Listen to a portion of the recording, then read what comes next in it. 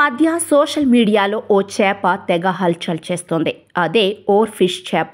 సముద్ర మట్టానికి కొట్టుకొచ్చిన ఈ ఓర్ ఫిష్ చేపను చూసి జనాలు భయపడుతున్నారు. ఎందుకంటే ఈ చేపలు బయటికి వస్తే పెద్ద పెద్ద విధ్వంసాలు జరుగుతాయట. అలాగే ముంచుకొస్తున్న ముప్పును కూడా ముందే పసిగడతాయంట. అయితే ఈ వార్తల్లో నిజమెంత? ఈ చేప హిస్టరీ ఏంటి? ఈ చేపను గురించి సైన్స్ ఏం చేస్తుంది? ఊహించినట్టుగానే ప్రమాద హెచ్చరికను చేపలు ముందే చెప్పబోతున్నాయా?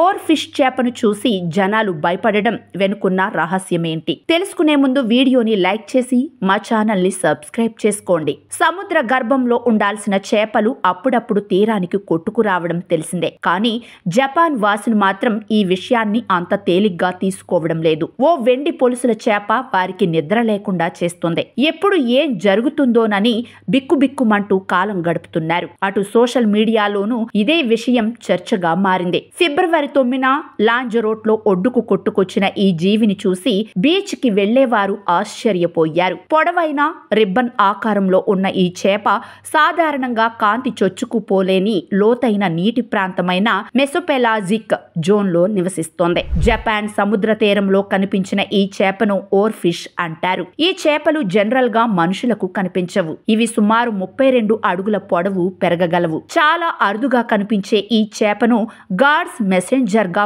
వీరు భావిస్తుంటారు. రిబ్బన్ లాంటి శరీరం, పొడవైన ఆకారం, వెండి పొలుసులతో మెరిసిపోయే ఈ చేప మెక్సికోలోని బాజా కాలిఫోర్నియా తీరానికి కొట్టుకొచ్చింది. దీంతో ఈ వార్త సోషల్ మీడియాలో సంచలనంగా మారింది. ఏ ఇద్దరిని కదిలించినా దీని గురించే మాట్లాడుకుంటున్నారు. ఈ చేపలు వినాశనాన్ని సూచిస్తున్నాయా అని వారిలో ఆందోళన మొదలైంది. అయితే వాళ్ళు ఆందోళన పడ్డట్టుగానే జపాన్ దేశస్థుల పురాణ గాథల ప్రకారం ఈ చేపల గురించిన ఆసక్తికర కథనాలు దాగి ఉన్నాయి. జపనీస్ జానపద కథలలో ఓర్ ఫిష్ కు ర్యుగోనో సుకై లేదా సముద్ర దేవుడి రాజభవన దూత అనే మారు పేరు ఉంది. ఈ పురాణం 17వ శతాబ్దానికి చెందిన ఈ ఓర్ ఫిష్ పైకి వస్తే భవిష్యత్తులో ప్రకృతి వైపరీత్యాలు సంభవిస్తాయని వారు నమ్ముతుంటారు. 2011లో విధ్వంసక టోహోకు భూకంప సునామీకి కొన్ని నెలల ముందు జపాన్ లోని బీచ్లలో అనేక ఓర్ ఫిష్లు కొట్టుకు వచ్చినప్పుడు ఈ నమ్మకాలు జపాన్ దేశస్థుల్లో మరింత బలపడ్డాయి. ఈ విపత్కర సంఘటన రిక్టర్ స్కేలుపై 9.0గా నమోదై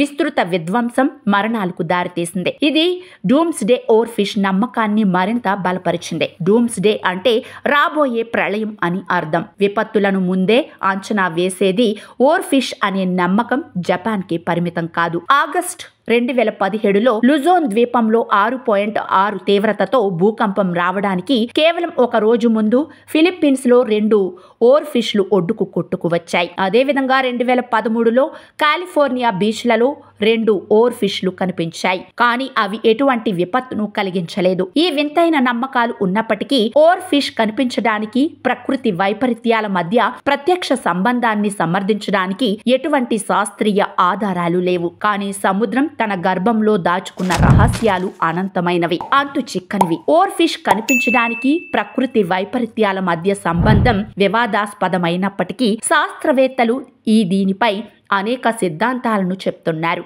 కొంతమంది శాస్త్రవేత్తల ప్రకారం ఓర్ ఫిష్ వంటి లోతైన సముద్ర చేపలు నీటి అడుగున భూకంప కార్యకలాపాలకు ఎక్కువ సున్నితంగా ఉంటాయి. ఎందుకంటే అవి ఫాల్ట్ లైన్ల దగ్గర నివసిస్తాయి. ఇటువంటి సున్నితత్వం భూకంపానికి ముందు వాటిని ఉపరితలంపైకి తీసుకురావడానికి దారితీస్తుంది. కానీ చాలా మంది శాస్త్రవేత్తలు ఈ సంబంధం ప్రమాదవశాత్తు జరిగిందని, శక్తివంతమైన ప్రవాహాలు లేదా అనారోగ్యం వంటి కారణాలతో ఓర్ ఫిష్ ఉపరితలంపైకి కొట్టుకొచ్చే అవకాశం ఉందని భావిస్తున్నారు. 2019లో అమెరికా భూకంపాల శాస్త్రం సంఘం బులెటిన్ లో జరిగిన అధ్యయనంలో జపాన్లో ఓర్ ఫిష్ కనిపించడానికి, భూకంపాలు సంభవించడానికి మధ్య ఎటువంటి సంబంధం లేదని కనుగొన్నారు.